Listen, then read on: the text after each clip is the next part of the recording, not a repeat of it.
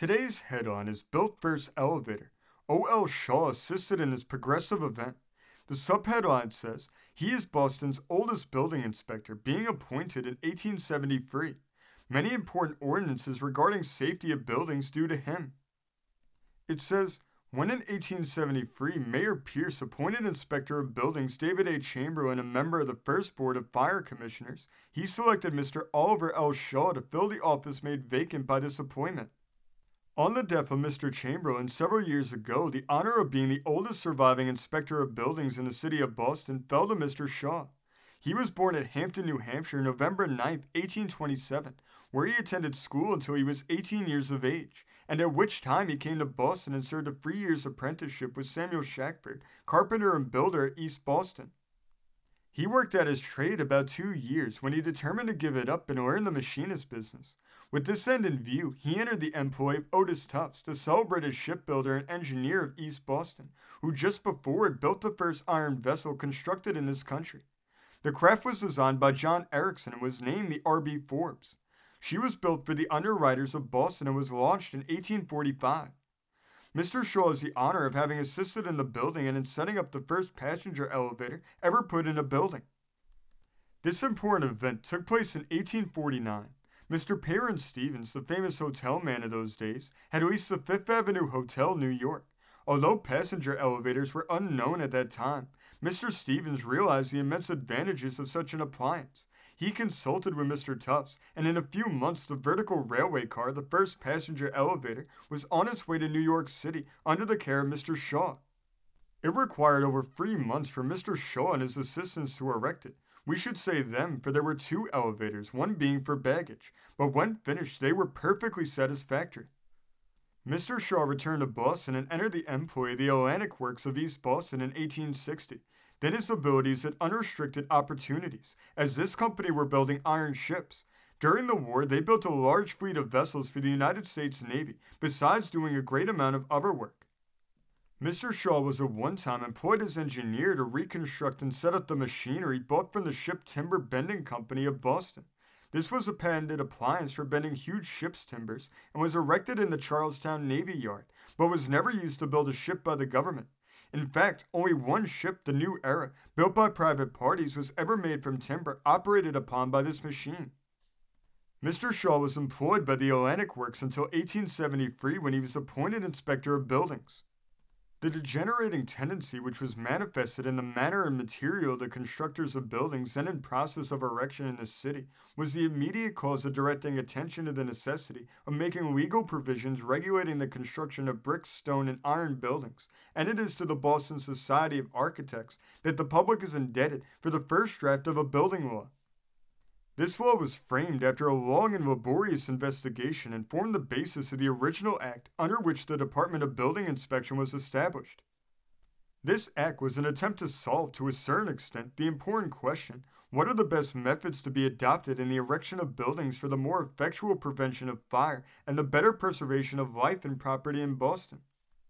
The spirit of the act was that protection and safety could only be afforded by the erection of buildings in accordance with well-known and established rules of building construction recognized by architects and builders of established reputation and enforced in the principal cities of Europe and in some of the cities in the United States.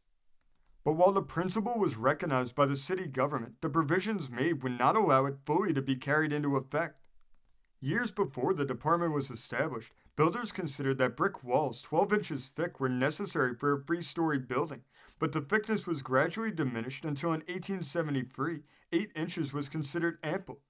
Blocks of houses were erected in Boston without a solid brick partition wall in the entire block, all the partitions being studded bricked up. Buildings were also erected which for want of sufficient foundations were slowly but surely settling in the mud. The law did not in all cases require even a wall thick enough to stop the progress of an ordinary fire, and in dwelling houses the construction of walls was permitted that offered but a feeble barrier to the progress of the dangerous element. The weakness and instability of those walls were practically exemplified in the conflagration of 1872. No arguments were then necessary to prove it. The facts were too patent, the losses too severe, the results too calamitous, and it was not until after the Great Fire and during Mr. Shaw's administration that a law was passed providing for adequate egress and protection from fire and enlarging the inspector's scope of action, increasing the effectiveness of the law and giving to it its present vitality and force. During Mr. Shaw's term of office, a greater part of the burnt district was built up, and in 1874, the annexation of West Roxbury, Brighton, and Charlestown greatly increased the business of the department and necessitated the addition to the force of 2 deputy inspectors. Mr. John D. Randall was appointed to look after buildings in West Roxbury and Brighton, and George W. Griffin to those in Charlestown.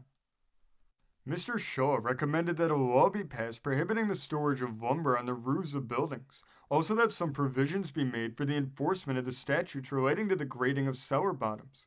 Another important ordinance recommended by him was the specification of the amount of repairs that could be made upon wooden buildings within the city limits. The daily outside work of the department under his regime consisted in the constant supervision of all buildings in process of erection or alteration in accord with the building laws. The providing of fire escapes, inspection of unsafe buildings, dangerous chimneys, defective flues, unsafe heating apparatus, hoistways and elevators, buildings damaged by fire, the proper setting of steam boilers and engines, the building of furnaces, ovens, etc., the supervision of places of amusement and churches, with reference to sufficient egress, compliance with the requisitions of the Board of Health, prosecutions for the city solicitor of violations of the building laws, and also attention to special examinations at the request of outside parties, which were not comprised within the regular work of the office.